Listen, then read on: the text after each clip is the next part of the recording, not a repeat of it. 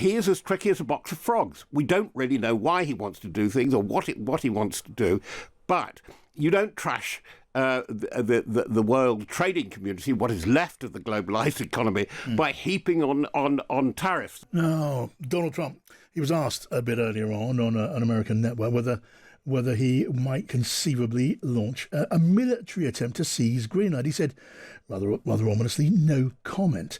Kaja Kallas, who's the head of foreign policy for the EU, she says the bloc will hold its ground and has a slate of tools to protect its interests. And meanwhile, Mark Rutte, who's Secretary General of NATO, says the organisation will continue working together with Denmark and Greenland on security and investment on capabilities. Robert Fox is here, the defence editor at the Standard. Robert, hi, good to see you. Good afternoon.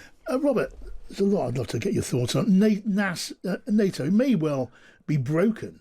It is certainly deeply damaged, isn't it? Yes, it's broken in practical terms as things stand at the moment. I think it's far too easy to say, and not true, to say that it's broken forever. What is encouraging about this, you quoted Mark Rutte and Kaja Kallas. I know that she's the EU, Merz and Starmer and Macron. They're beginning to work on a workaround, and it's not going to the Trump script. Mind you, I don't think there's much of a Trump script. I think we're now faced with a president who runs policy on obsessions of the moment. Yes, Venezuela had been in the works for at least 10 years, by the way, this kind of operation that they might have to deal with the two dictators, first of all Chavez before them, and then where we got to with Maduro. But he's trying to do things in the Middle East. He's trying to talk about the Arctic. He has veiled threats towards Canada. He uses tariffs as a blunt instrument. You impose tariffs on Canada, and Canada takes its trades with America elsewhere, and it goes up by 14%.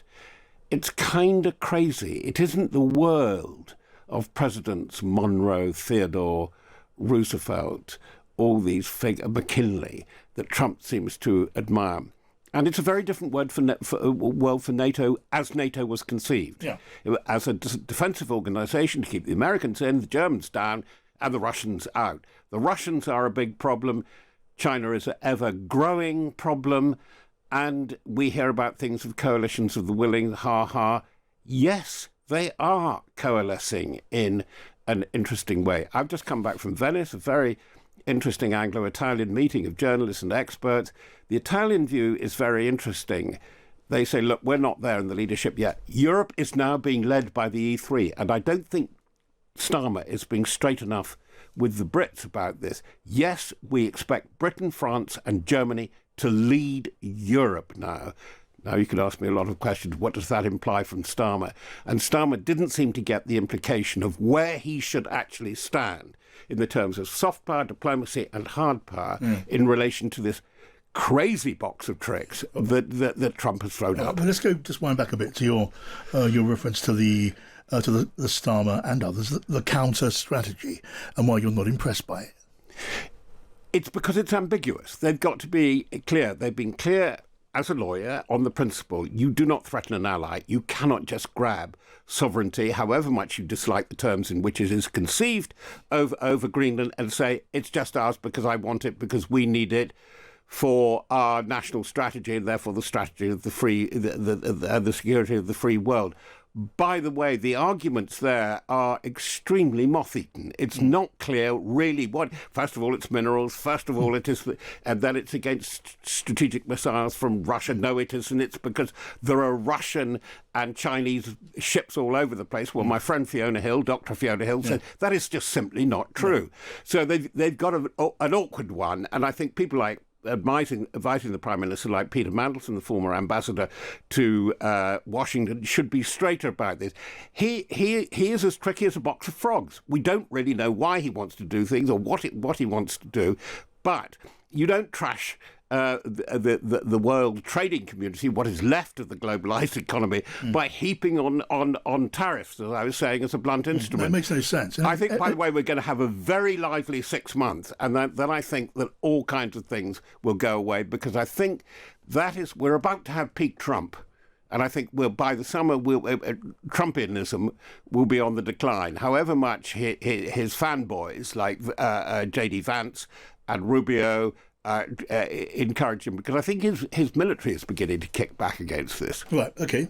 You anticipate kickback, and there's already signs of some pushback in Washington on Capitol Hill, and certainly from commentators and from others. And as you point out, as we've been discussing, the case for taking Greenland makes literally no sense. You can do everything he says he wants to do without owning Greenland.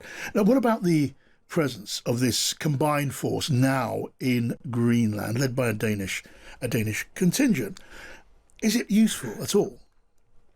Don't underestimate the Danes. That's what we've learned in the next 2 or 3 months. I've observed the Danes in the field in Afghanistan, brave and as tough as they come. Don't doubt that. But this deployment. No, this is a blocking force. It is a diplomatic intent, but they show that we can really do it. Now, the military must be saying to Trump, are you going to assign a whole division, an aircraft carrier group, just to do this? Look, you're worried about China, and China is upping its naval activities. Look what's going on in the Middle East. Look what's going on in Iran. Above all, Gaza is not resolved, despite the claims to the Nobel Peace Prize, which we've heard again today. And there are a lot of other things that are coming up. He is going to run out of force. He's promising too much.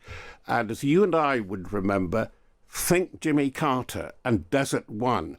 Somebody actually used the fatal words to me, a military expert who was watching it. It was a diplomat, albeit it was a European diplomat. He said, I think the Americans may find militarily they're just one move away from a potential Desert One disaster, when they were looking at what on earth they can do immediately about Iran. The answer is, frankly, not much. Yeah, that was the awful day that Jimmy Carter deployed an American force to extract hostages from Iran. It ended up in a disaster, burning helicopters and the death of service people. Now, look, you implied earlier on, and it's pretty hard to avoid this conclusion, that this country and its NATO allies away from America need to plan and act in a way that reduces our dependence on American power. And for that to happen, big decisions have to be taken, and so far they're not big enough, and they're not even there. I think that's what you're implying. Well, I will state clearly, there are too many rows about defence, security, resilience, and the military, and Starmer knows it full well. His chiefs are absolutely dismayed that they were promised the stars in the Strategic Defence Review. They said that we haven't even got the wherewithal in the equivalent even to get to the moon. They were promised to 3.5% of GDP on defence by 2030, up to 5% by 2035. Well, Starmer's likely to be out of office by then.